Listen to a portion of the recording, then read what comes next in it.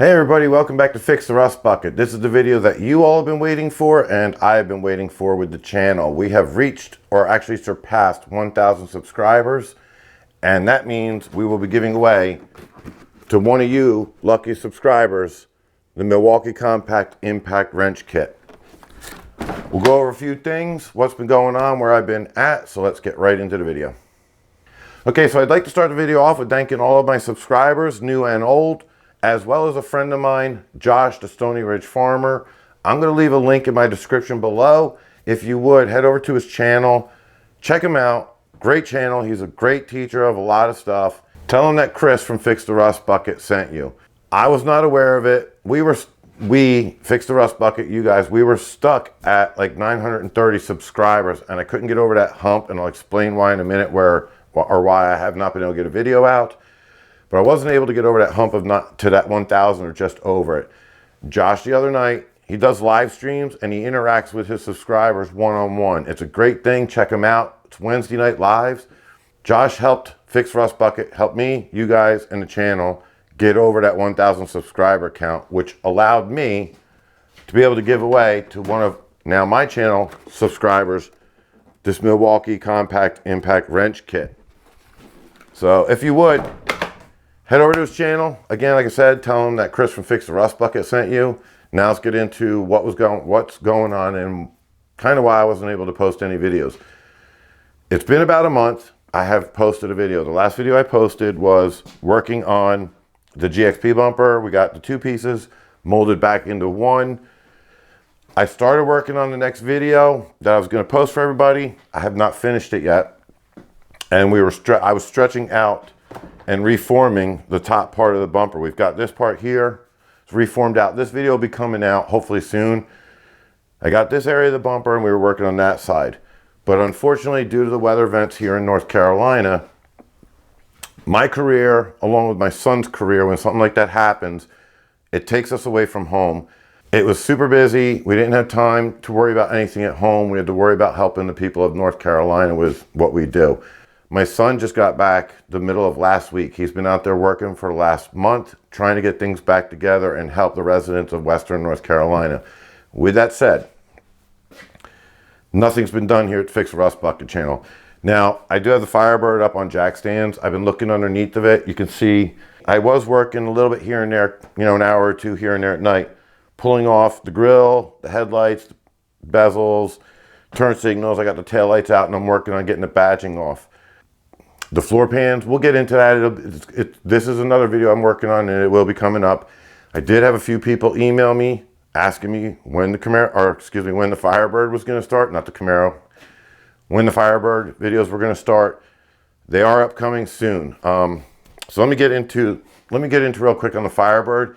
If you don't want to hear anything about all the updates that's been going on, I'm going to tell you how you can win this at the end of the video. So just go ahead if you want, skip to the end of the video because that's what this is about, the giveaway. For the ones that want to know what's going on, here's what's going on. As you can see, the Firebird, it's up on jack stands. I've been underneath of it. I was just looking around for the cross members, floor pans, seeing what kind of rust and what kind of damage was done underneath of it. They must have drove over a curb with this thing because the oil pan, transmission pan, and even the bottom of the bell housing of the transmission has a hole through it. The transmission and oil pan don't, but the bottom of the bell housing has a hole through it. I don't know what they did with the car, but with that said, we're not going to start cutting the car apart and we're not going to start cutting the Bronco apart until we build chassis jigs for both of them, which we are getting ready to do. That right here is our metal order coming. I scheduled it for, I believe it was, today's the Sunday the 17th, November 17th. So I've scheduled that, I believe, for a week and a half, or it was 2 weeks away to be delivered to the house. That's when I'll be ready for it. We have 100 feet of 4x4 1/8" wall square tubing coming, as well as 1x1 1/8" wall square tubing, 20 feet of that coming. And we'll get more into that when we do the chassis jigs.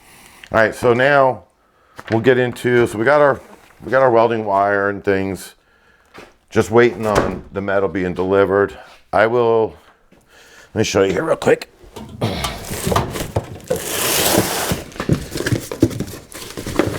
So we also have, so now for the chassis jigs, I've got all the wheels, 2 non-locking for each chassis jig, and also 2 locking wheels. These, again, like I said, you'll see this a lot more in depth when we start building them. Each of these wheels can hold up to 4,000 pounds. So with 4 of them on there, it will easily hold this car and the Bronco, even fully equipped right now with the engine block, all the stuff in it. With that, we're gonna have, because nobody's concrete floor, whether it's at your home or in the garage, nobody's concrete floor is perfectly level. And you want to have everything from your jig to your car level. So with that, we have these, which are 11-inch weight jack bolts. And this is just a weight jack bolt nut. These are going to be our leveling. We have 8 of them for 4 corners, you know, in each jig.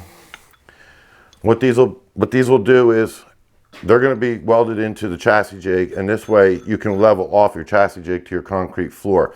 It will also allow us to be able to take these cars, the car and or the truck, the Bronco, drop it, get it out of our way, bring the next project in. That's the plan. So I'm hoping to get both of them squeezed into the garage here. We'll see. After the front clip's been removed from this, I think we might be able to do that.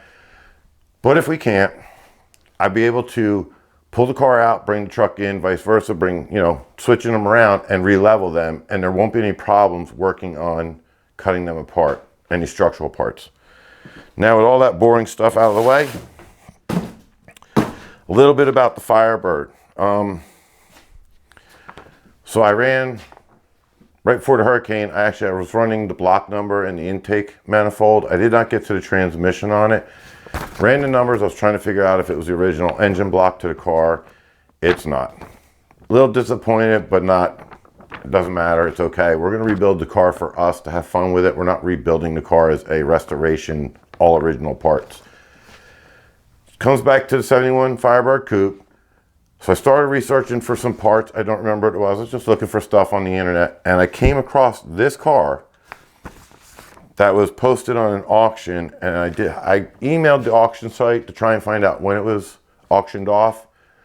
This car was auctioned off, and it had a laundry list of things about the car. So I've got a lot more information than I couldn't get from the person I purchased the vehicle from. The history on the car now is, whoever it was, the original person that bought it in 72, they had it. The people that had this listed on the auction bought the car from the original owner, brought it home and parked it. They never put it on the road. They were going to restore it. I guess maybe it sat somewhere. The back end's got some, you know, the doors and all that stuff have some heavy rust on it. I don't know that part of the story, but all I know is it went up for auction. I came across this, it went up for auction. The person I bought it from what I was told, where I picked it up from in Alabama, it was sitting in, where I saw it was sitting in a chain link fence lot. And the people in the body shop across the street told me it had been sitting there 3 to 5 years, never moved, nobody did anything with it. They never knew who owned the car. He listed it. I offered him the deal, which was in the other video. I traded that 2000 Chevy Silverado for the Firebird. But anyway, that was the other video. If you want to check it out, go back and check out. I don't remember what the title was, but it was something. I traded my truck for a classic, I believe is what it was. Anyway, back to this. So, this paperwork here confirms that it's a 71 Firebird Coupe 350 engine block in it. Also, the transmission is also from the 71 Firebird Coupe. The lady states in the auction that her husband, I don't know, maybe they were trying to run the engine, whatever it was. Her husband blew up the engine and transmission, so they replaced it with the 71. This is where it gets a little,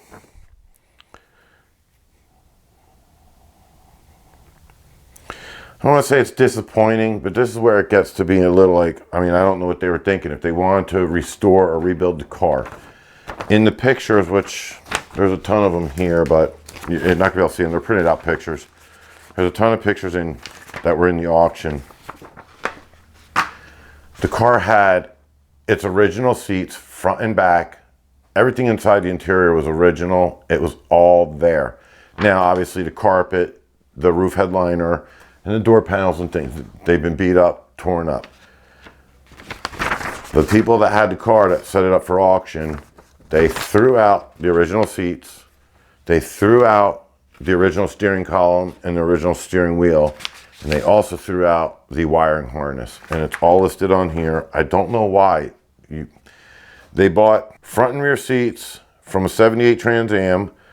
The steering wheel and the steering column are from a 78 Trans Am. They, like I said just a minute ago, the engine and transmission comes from a 71 Firebird. There's a few other things listed in here. They had a, couple carburetors, the gauges. They threw the cluster, the gauge cluster out that's missing. They threw that out and also replaced it by buying a 78. They must have found a 78 Trans Am and were stripping it for parts. They threw out the original gauge cluster on the car and it had a 78 Trans Am cluster. Just a couple other things that were in there. That's pretty much it. They threw out the original stuff. We're gonna fix it. All right, so this is a little bit more in depth than the first video. We were just going through all the stuff that came with the car. As you can see on the A-pillar and the driver's side A-pillar is just the same, if not worse.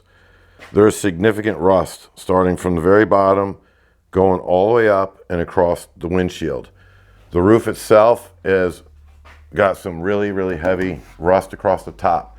Now, the car did come with another roof with the A-pillars. We're gonna have to take it apart and look and see if it's any good. It was from a donor car somewhere. So now for the doors. The doors have, again, heavy rust on the outside here. Down the bottom, it wasn't too bad. But on the outside, it does. Now, the inner part of the door, the structure, the driver's side door, actually, I haven't pulled the door panels off yet. But the inner structures of the doors look pretty good. The driver's side looks really good. Passenger side, down here in this bottom corner, it's got this rust right here through the outer skin, and it did go into the inner part of the structure. So we're going to see if we can just reskin these doors. I'm hoping to reskin the doors and save the inner part. As for the rear quarters, again, very heavy rust on the outside. There's no holes. I'm expecting, just from the car sitting, I'm expecting the structure on the inside to have a lot of rust. And if you can see through the window here, you can see the rear deck also has a lot of rust on it. We're going to be replacing a lot of these parts. This rear quarter is dented a little bit. I'm trying to find, I believe it's a right side. I don't remember. Let's go in here. I don't even remember which one it was. The trunk doesn't want to stay open here. Yeah, so I have the left side, a replacement donor part. I have the left side of the rear tail fin. Again, in that auction picture, the whole tail fin was there. I don't know what happened to it and how it disappeared, but that might have been the part I was looking for when I came across it in the auction. Okay, so for the people that listened to me babble for the last 10 minutes, and for the people that skipped to the end of the video to this point to learn how you can win this, it's real simple. Just subscribe to the Fix the Rust Bucket channel, leave a comment below in this video, and hit that notification bell. When I post a video, if you are the lucky person that wins this, all you have to do is email me at Fix the Rust Bucket. My email is below, and I'll send this out to you. Now, I do have to say, and I apologize to anybody that's outside of the lower 48 states, due to that having 2 batteries in it, it's going to be very difficult for me right now to get that outside of the lower 48 states. So I can only mail this out to somebody in the lower 48. Okay, so with that, good luck to everybody. I appreciate everybody subscribing to the channel. Stick around, we have a lot more to come.